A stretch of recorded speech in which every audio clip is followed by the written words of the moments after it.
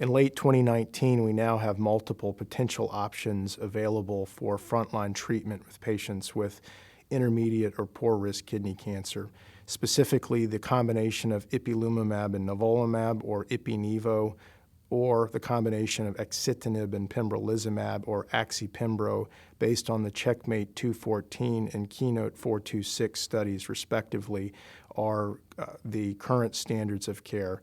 For patients that aren't able to receive an immune checkpoint inhibitor, TKI monotherapy, specifically with cabozantinib, are the preferred options. Currently, the NCCN has both the ipi-nivo and the axi-pembro combos listed as Category 1 recommendations for intermediate and poor risk patients. Cabozantinib is also listed with a Category 2A recommendation.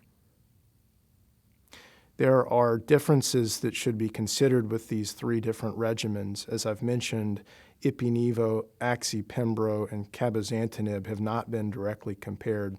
So based on our earlier discussion, we need to consider certain clinical factors when trying to optimize our choice of these three options for patients with intermediate or poor risk disease.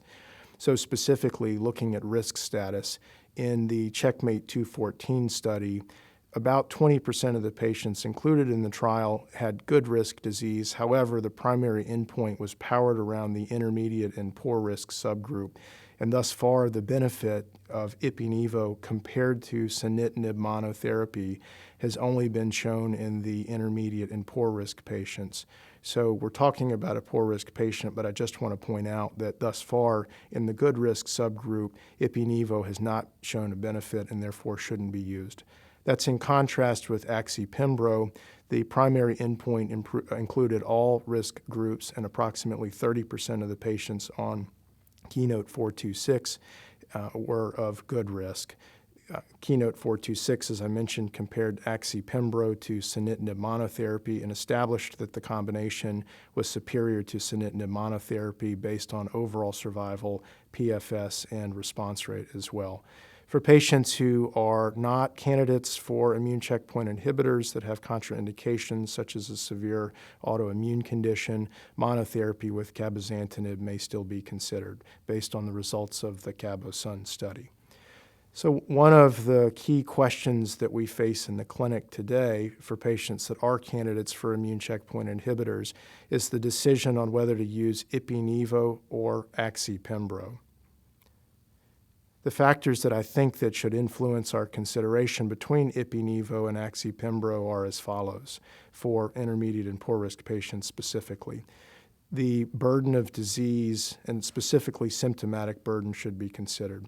Again, I caution about comparing across the trials, but in the ipi-nivo arm of 214 compared to the axi-pembro arm of 426, ipi-nivo had a lower overall response rate compared to the axi-pembro arm in 426, and the rate of progression was also lower in the axi-pembro arm. So for a particular patient that has a high symptomatic burden, in whom we need a higher likelihood of response and lack of progression, I may lean towards axi-pembro in lieu of ipi-nivo. Conversely, we should consider strongly any associated comorbidities, particularly cardiovascular status. So for patients that have poorly controlled hypertension, I think caution should be warranted for use of a TKI, in particular axi-pembro or cabozantinib monotherapy, as the rates of hypertension were higher in these arms in their respective trials. So for someone who has poorly controlled hypertension, I may favor ipi-nivo in that setting. We've touched on the role of autoimmune disorders. For serious autoimmune disorders, I think immune checkpoint inhibitors are contraindicated. For milder autoimmune conditions such as controlled rheumatoid arthritis, I think it can be considered. I would lean towards axitinib pembrolizumab in that setting in effort to limit the risk of flaring the rheumatoid arthritis. Other considerations are general fitness and frailty, as I've alluded to. In the 214 trial, 30% of patients required high-dose corticosteroids at some point on study for presumed immune-related adverse event. If a patient is unlikely to tolerate high-dose corticosteroids, I would lean towards either axitinib pembrolizumab or, in select cases, TKI monotherapy.